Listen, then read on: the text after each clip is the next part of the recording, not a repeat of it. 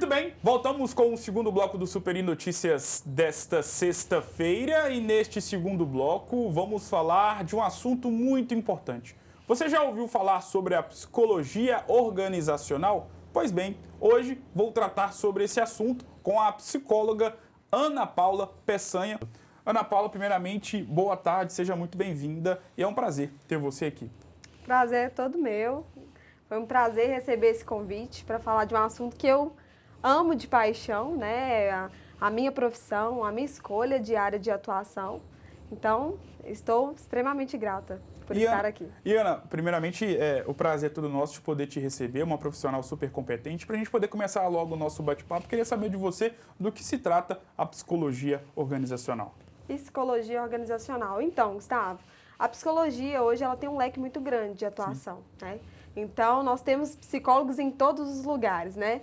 Desde um hospital, a uma escola, a uma organização, né? Que a gente vai falar da psicologia organizacional. Sim. Então, o psicólogo ele está na empresa com alguns objetivos. Dentre eles, um dos maiores é a qualidade de vida do colaborador, né? E, por parte do empregador, os resultados, Sim. né? E sobre a atuação desse psicólogo, me dê alguns exemplos de atuação desse profissional inserido dentro de uma grande empresa. Certo. O psicólogo ele vai tomar conta do recrutamento e seleção de pessoas, né? Então ele vai alinhar ali o perfil com o gestor daquela vaga, entender qual é o melhor candidato para se colocar ali naquela empresa, né? Ele vai cuidar do treinamento e desenvolvimento das pessoas dentro da organização. Ele vai cuidar da satisfação e até mesmo as insatisfações desses colaboradores e entender ali. Ele vai funcionar como uma ponte, né? Então, assim, o que eu posso fazer para que esses colaboradores se sintam à vontade, queiram estar aqui e automaticamente também tragam os resultados que a empresa precisa, né? Ele vai cuidar também da capacitação, né, das pessoas, das lideranças, vai trabalhar com a gestão de conflitos, né?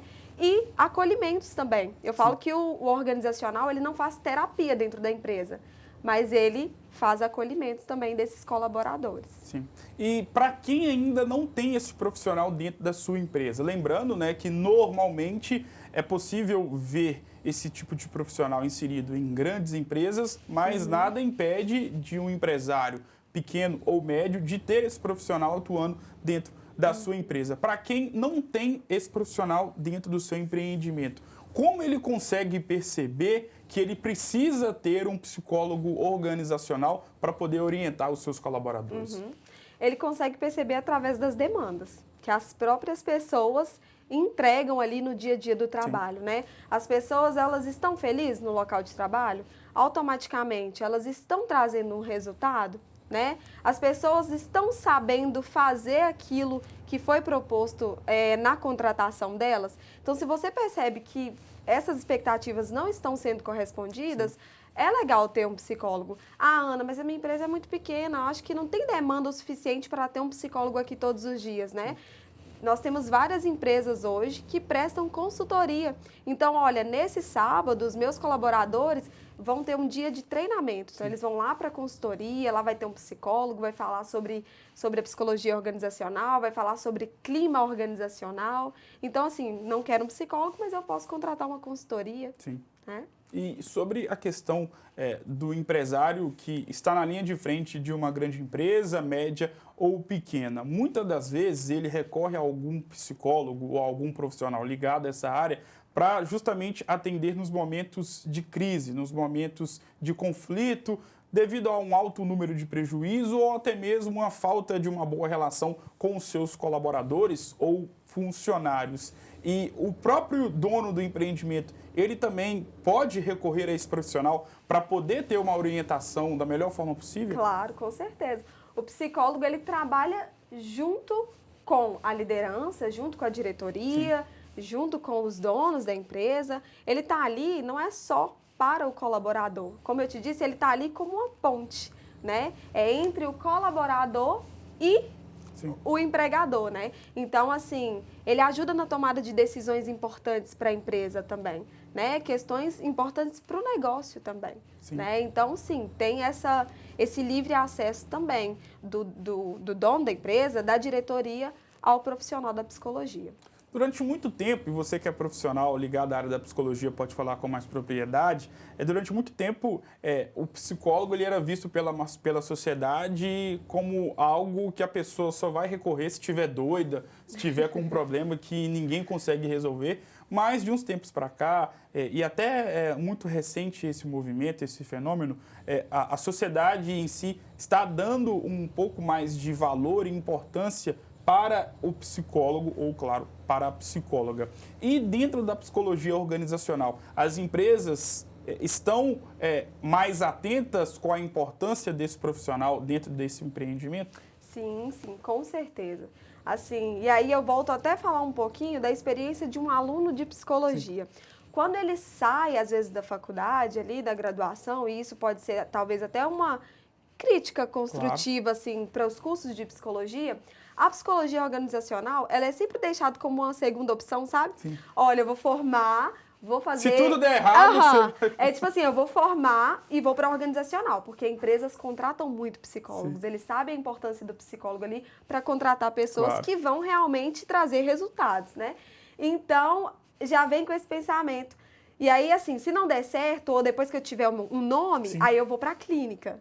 Né? Então, assim, só que isso vem cada vez mais se desmistificando, as pessoas vêm percebendo que não é assim, que as empresas têm buscado muito esses profissionais e, assim, a importância deles é vista no dia a dia ali, com resoluções de problemas que pareciam ser grandes, mas que depois ali de uma conversa, de uma opinião diferente, de uma área diferente, deixa tudo mais claro, mais simples até de resolver, né?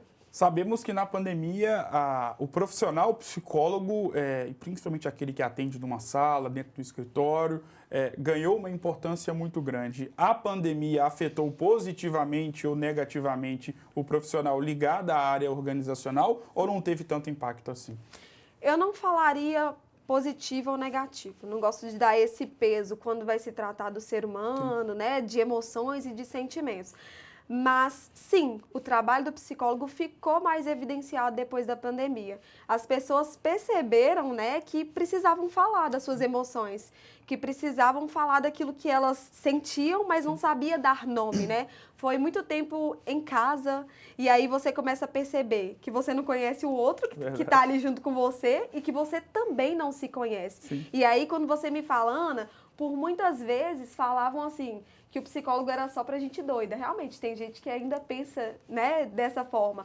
Mas o psicólogo, ele te ajuda, né, te orienta a ter autoconhecimento. Sim. E a gente sabe que se hoje você não tem autoconhecimento, isso afeta as outras, claro, áreas da sua vida. Afeta as suas relações afetivas, afeta também a profissão, né, aquilo, a sua carreira, aquilo que você faz, né. Então, assim, corre risco até da pessoa, depois de ter o autoconhecimento, cara, isso aqui que eu fiz durante 10 anos da minha vida não é o que eu quero, sim, né? Eu não quero ser advogada, eu quero ser digital influencer.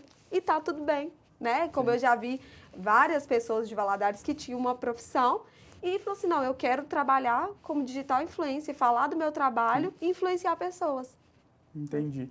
Ana, muito obrigado por ter aceitado o convite, foi um prazer ter você aqui, principalmente para a gente poder conhecer um pouco mais sobre esse tipo de profissional que está alocado dentro da área da psicologia, que por muitas vezes passa por um certo desconhecimento por parte da sociedade, mas hoje, durante o nosso bate-papo, você evidenciou e reforçou e mostrou o quão importante é o psicólogo organizacional. Obrigado por ter aceitado o convite e as portas estão abertas para você poder voltar mais vezes. É isso, Gustavo. Eu que agradeço, né, a poder falar, sim, né, como eu te disse no início da entrevista, de um assunto que é tão importante para mim, que é tão valorizado, claro, hoje por mim e acredito que por muitas pessoas também, né? Então, que fique aí um chamado para as empresas, né, que não tem hoje um profissional da psicologia, que não sabe como acontece talvez uma consultoria, sim, com um profissional da psicologia, que não sabe essa importância, mas que tem vontade de fazer o diferente, né? E a gente pode mudar e fazer o novo todos os dias, né? Obrigado mais uma vez, Ana. Eu que agradeço, Gustavo. Nós que agradecemos. O Super Notícias desta sexta vai ficando por aqui. Antes, né, vamos falar do Cruzeiro, que ontem decepcionou mais uma vez a sua torcida e perdeu em casa pelo placar de 3-1 para a equipe do Remo jogando no Independência. E é claro que falar sobre o jogo é importante, até porque o Cruzeiro fez uma boa partida, especialmente no primeiro tempo, mas não dá para poder tirar do contexto todo o cenário nebuloso no qual estão inseridos jogadores, comissão técnica e principalmente diretoria. Vou tirar os torcedores porque são eles os que mais sofrem com essa situação totalmente complicada, nefasta e triste que vive o Cruzeiro Esporte Clube. Porém, o jogo de ontem, como eu disse, o Cruzeiro até que foi bem, especialmente no primeiro tempo, mas na segunda etapa sucumbiu em relação ao time comandado pelo técnico Felipe Conceição, que esteve no Cruzeiro no início da temporada, acabou sendo demitido após a eliminação da equipe celeste para o Juazeirense na Copa do Brasil e que conseguiu vencer mais uma vez o Cruzeiro. Afinal de contas, no primeiro turno, o Remo bateu a equipe celeste pelo placar de 1-0 jogando em casa. E agora no Independência em Belo Horizonte, com o mando do Cruzeiro, a equipe da Toca da Raposa perdeu em casa e realmente vive uma situação muito complicada. Chegou até a sonhar de forma remota com o acesso, mas agora a realidade bateu na porta e o Cruzeiro briga mesmo para poder se manter na Série B do Campeonato Brasileiro, né? Série B pensando em 2022, para aí sim, em 2022, tentar o acesso para disputar a Série B de 2023. Próximo compromisso da equipe da Toca da Raposa, neste final de semana, contra a equipe do Vila Nova, jogo em casa. Tá aí mais uma oportunidade para o Cruzeiro vencer em casa e afastar de vez o fantasma da Série C.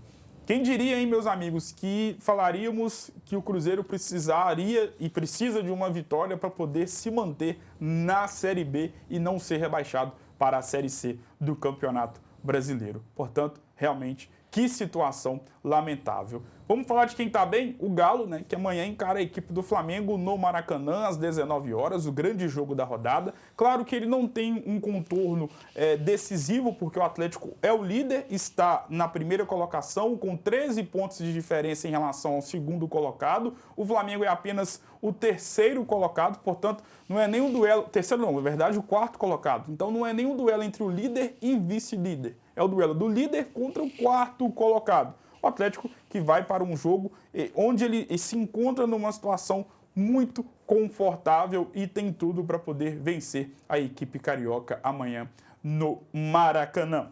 Eu vou ficando por aqui, um grande abraço, obrigado a todos vocês que me acompanharam durante toda esta semana. Vou ficando por aqui, um grande abraço, um excelente final de semana para todos vocês e eu volto na próxima segunda.